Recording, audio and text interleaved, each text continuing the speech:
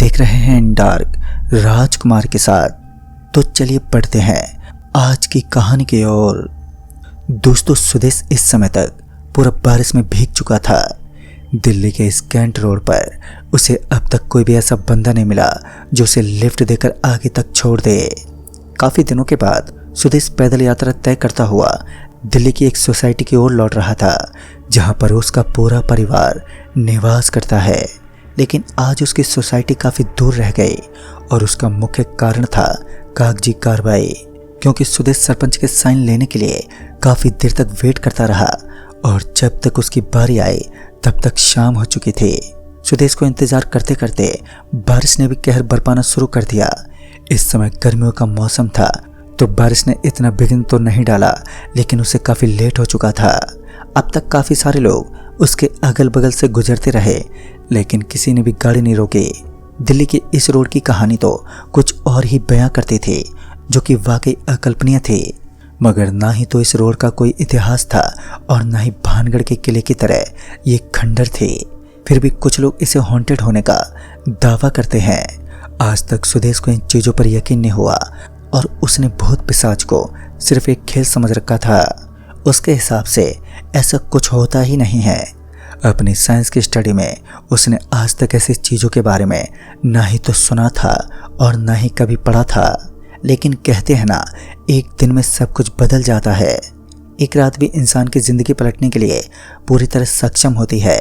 काफ़ी देर तक इंतज़ार करते करते अब सुदेश भी थक चुका था, मगर हर किसी गाड़ी या बाइक वाले ने उसे लिफ्ट देने से इनकार कर दिया और सुदेश को यकीन था कि ये सब कारनामा इस रोड की वजह से हो रहा है। यहाँ रात में कोई लिफ्ट नहीं देता। फिर क्या था, उन काले आसमान के बीचों बीच जहाँ बड़े बड़े पेड़ पौधों की शाखाएं एकदम काली नजर आ रही थी, उन्हें चीरते हुए सुदेश जल्दी जल्दी आगे बढ़ने लगा। इतने में एक हल्की सी आवाज़ सुदेश की रूह कपकपा देने में सक्षम हुई।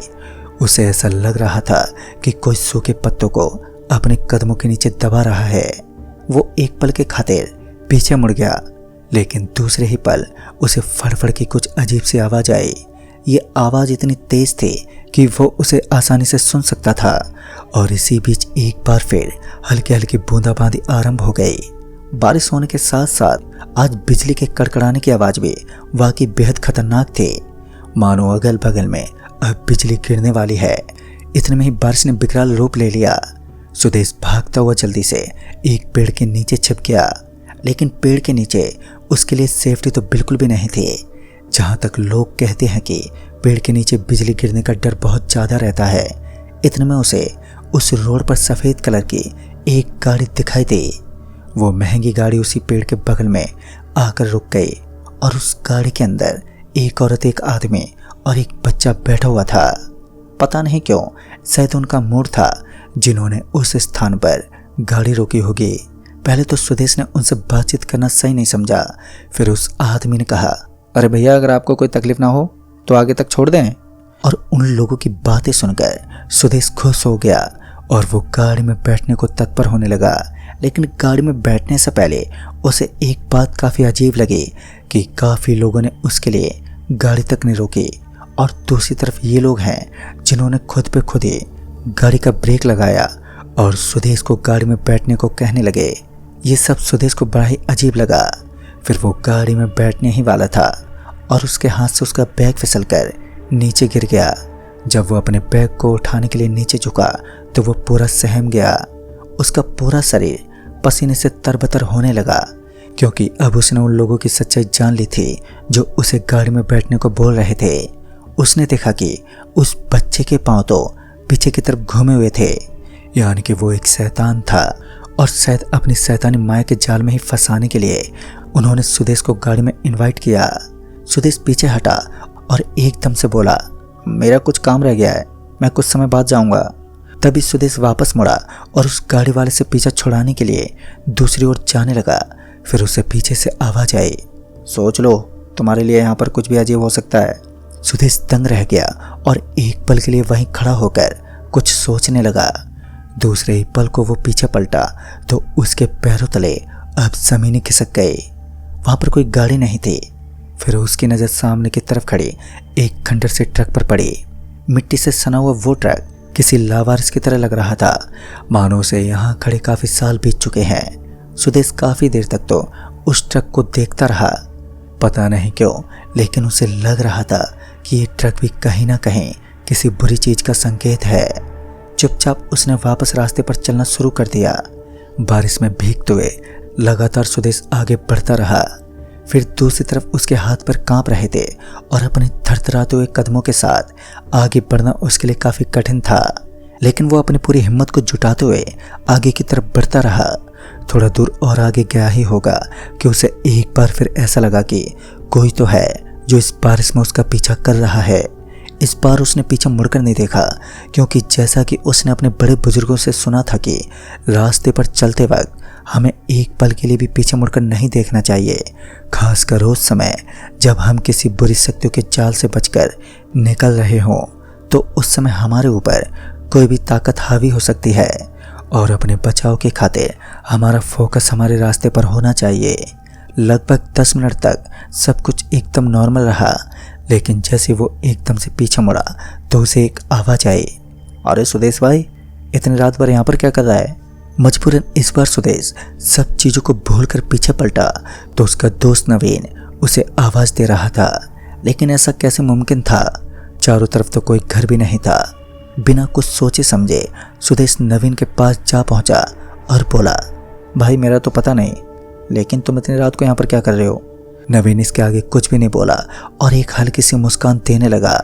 नवीन की करतूत सुदेश की समझ से बाहर थे और उसके बाद जो हुआ उस नज़ारे को देखकर सुदेश का अपने दोस्त से मन उठने लगा।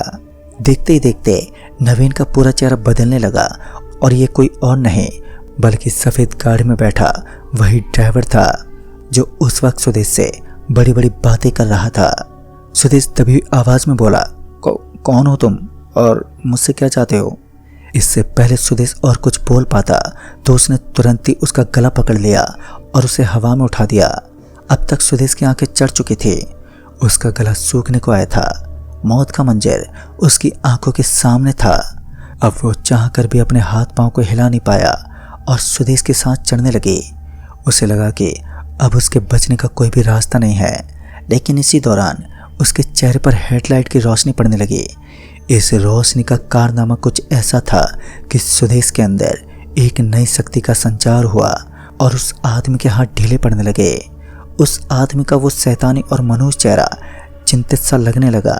उसने तुरंत ही सुदेश को छोड़ दिया। सुदेश 2 फीट ऊपर से नीचे गिरा, जिस वजह से उसके पैर में एक जोरदार मोच आ गई। उसके पैर में सूजन भी देखने को मिली, लेकिन दूसरे ही पल वो आदमी उस सड़क से गायब हो चुका था। हेडलाइट से चमकने वाली वो रोशनी उसके पास आकर रुकी। असल में वहाँ एक गाड़ी थी जिसके अंदर एक आदमी बैठा हुआ था। उस आदमी की उम्र 40 से 45 साल के बीच लग रही थी। उस आदमी ने सुदेश की तरफ इशारा किया कि वो जल्द से जल्द गाड़ी में बैठ जाए और इशारा पाते ही सुदेश उछलते हुए गाड़ी में बैठ गया और अपने ऊपर खतरों के उस पहाड़ को वहीं छोड़ दिया। पहले तो सुदेश उस आदमी का शुक्रिया अदा करने लगा। बाद में उस आदमी ने बताया कि इस रास्ते पर रात में भटकना अपनी मौत को दावत देने जैसा है। गाड़ी में बैठे उस शख्स ने सुदेश को एक अनसुनी कहानी सुनाई, जिसे सुनकर यह अंदाजा कर पाना बेहद आसान था कि आखिर क्यों इस कैंट रोड के ऊपर भूतों का आतंक सवार है। उस आदमी ने बताया कि 7 साल पहले की बात है, जब एक संपूर्ण परिवार इस रास्ते को काटते हुए आगे बढ़ रहा था। रास्ते में निकलते वक्त उनसे एक बड़ी भूल हुई। दरअसल उन्होंने जाते समय एक बूढ़े आदमी को बेमतलब गाली गलौज कर दी। उस आदमी की कोई गलती नहीं थी, लेकिन गुस्से से लाल हुए संजीव ने उसे गाली बक दी। गाली बकने का मुख्य कारण यही था कि गाड़ी के टायर से एक पत्थर कांच पर आके लगा, जिसका जिम्मा उस बूढ़े आदमी पर सौंपा गया। वो बूढ़ा आदमी संजीव को अपनी तिरछी नज़रों से देखता रहा। संजीव गुस्से से लाल था, जिस कारण जैसे उसने सामने देखा तो वही बुड्ढा उसे सड़क के बीचों बीच खड़ा हुआ नजर आया। हैंड ब्रेक मारने की वजह से गाड़ी पलटी खा गई और उसी दौरान उस गाड़ी में बैठे संपूर्ण परिवार की मृत्यु हो गई। कहते हैं उस दिन के बाद उस परिवार की आत्मा आज भी इस रोड पर भटकती है, साथ ही वो बुड्ढा भी यहीं पर घूमता है। कहते हैं कि काफ़ी सालों से ही उस बूढ़े की आत्मा इस सड़क पर घूमते हुए आई है और जो उसे छेड़ देता है वो जिंदा नहीं बच पाता। ऐसा ही कुछ संजीव और उसके परिवार के साथ भी हुआ, लेकिन इसी दौरान सुदेश की कोई गलती भी नहीं थी। मगर वो कहते हैं ना, भूतों को कोई बहाना नहीं चाहिए, वो कभी भी आदमी पर अटैक कर सकते हैं। उस रात के 2 दिन बाद सुदेश को जोर का बुखार होने लगा और उसे इतना जोर का बुखार हुआ कि तकरीबन 7 दिन तक वो अस्पताल में भर्ती रहा और जब वापस नॉर्मल हुआ तो अपनी सामान्य जिंदगी जीने लगा। दोस्तों, इसलिए कहते हैं कि कभी कभी पूर्वजों की बातों पर भी फोकस करना हमारी जिंदगी का अहम हिस्सा हो सकता है, क्योंकि कभी कभी जिंदगी कुछ ऐसे मोड़ों से गुजर रही होती है जहां बात हमारी जिंदगी तक पहुंच जाती है। उस दिन सुदेश तो बच गया, लेकिन उसके दिल में वो हादसा हमेशा हमेशा के लिए बरकरार हो गया और वो मानने लगा कि इस दुनिया में भूत होते हैं। तो दोस्तों, इस कहानी में बस इतना ही। तब तक के लिए बाय एंड टेक केयर।